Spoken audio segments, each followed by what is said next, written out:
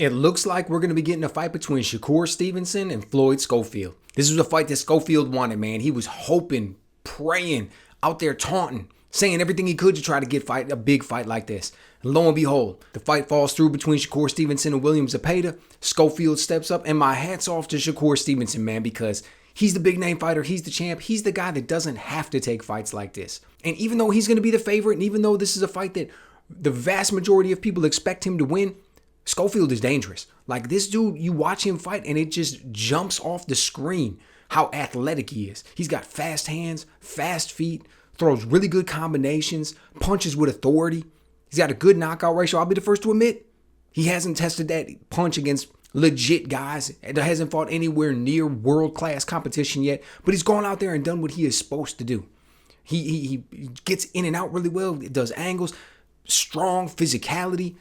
A young dude at only 22 years old, like, the man fights well. He was an accomplished amateur. He's coming into the pros. You can see why Golden Boy snatched him up right away and was interested in him. And he's gone out there and he's done big things. But if we're being honest with each other and we're looking at his resume, it's anything but impressive. I mean, Mercado, Haskell Rhodes, Suero, Giron, like, these aren't names that jump off the page for anybody. These aren't names that are impressive. So when you go out there and you get a win, or you're battering this dude around the ring, or whatever the case may be, let's be honest with each other when we say that Shakur Stevenson's resume is on another level relative to what we've seen from Floyd Schofield. Oscar Valdez, Jamal Herring, Yoshino, De Los Santos. Man, Shakur Stevenson has fought far better competition and he's looked far better doing it. Because here's the thing about Shakur Stevenson, when we sit down and we talk about him and we look at his fight, everybody wants to say things like he's boring.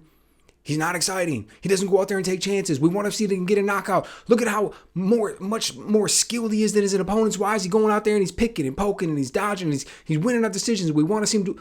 That's the type of criticism that we get from Shakur Stevenson. It's not that he's got massive holes and flaws in his game. It's not that he's not technically skilled, that he's leaving stuff on the table that we're wondering about what's going to happen.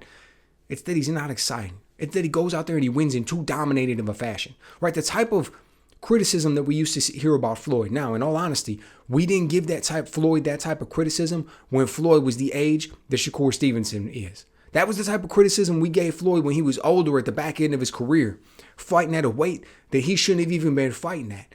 But he just went up there for the money fights and he's able to do it. He's so defensively skilled and so talented. Shakur Stevenson, the young dude, and he's getting that type of criticism. Nevertheless, when we sit here and we look at this fight and at the very surface level, as impressive as Schofield looks, as powerful and as fast, and I love the way the man goes to the body. Let me just go ahead and throw that out there. Early and often and with authority, and he's punching and he's digging. It's great stuff, great stuff. He leaves a lot of openings. He leaves a lot of holes in his game. That dude jumps in and he's so aggressive. There's multiple times throughout every fight where he's putting so much into that left hook. Both his feet are leaving the ground for a second. You think a guy like Shakur Stevenson isn't going to be able to time that, figure that out? He's going to be in that southpaw stance. He's going to draw. He's going to start to draw shots out. He's going to make Schofield start to reach first round, second round, third round. And all of a sudden, before you know it, he's going to start to time him, start to figure him out, because I don't care how fast you are. A guy like Shakur Stevenson is going to be able to time you. And yeah, Schofield uses really good foot feints. He doesn't necessarily mix his stuff up enough. He's always trying to move in fifth gear and just pedal to the metal and make all this happen. Shakur Stevenson is going to be able to slip, slide, work small little angles, because timing beats speed. He's not going to have to necessarily move faster. He's just going to be able to have to move in little bits and little movements. Fast enough, but he's fast enough. He's going to be able to pick and poke his shots. He's going to be able to go to the body himself. He's going to be able to counter upstairs. I'll tell you this, one thing that I'm concerned about going into this fight, in all honesty, is headbutts, is a cut. Because Schofield is so aggressive, man, and he comes in with face first, just through the roof and headbutt. I mean, everything that he does, and now you're talking about a southpaw and an orthodox, when naturally these stances are already going to lead themselves to headbutts. So I'm a little bit concerned about that. It happens in the first 4 rounds. The whole thing's going to get scratched. We already saw Shakur have to sit on the sidelines because of the injury. Now all of a sudden maybe he gets this nasty cut. It gets canceled. We don't see him again. Like, that is not the way we want to see this play out. But when I watch this dude fight, it's something that we have to acknowledge. As skilled as he is prone to go out there and either get cut himself, which we've seen, I want to say like 2 times in the last 3 fights, or he's going to be cutting somebody else because of how aggressive he's coming in and leading with his face. in his last fight, he tried to hold off on that a little bit more, I want to say, and be a little bit more patient and try not to cause that. We'll see how it plays out. We'll see how it plays out when he's in there against somebody who's able to start putting it on him. Because Floyd Schofield is not the type of person who's been in a fight and been behind. By the time the fourth, fifth round is rolled around, he's been completely in control. I'm sure he's felt incredibly comfortable in those fights. He's been able to go out there and do whatever he wants to people, man. And he's been able to look good while he does it. Shakur Stevenson is different.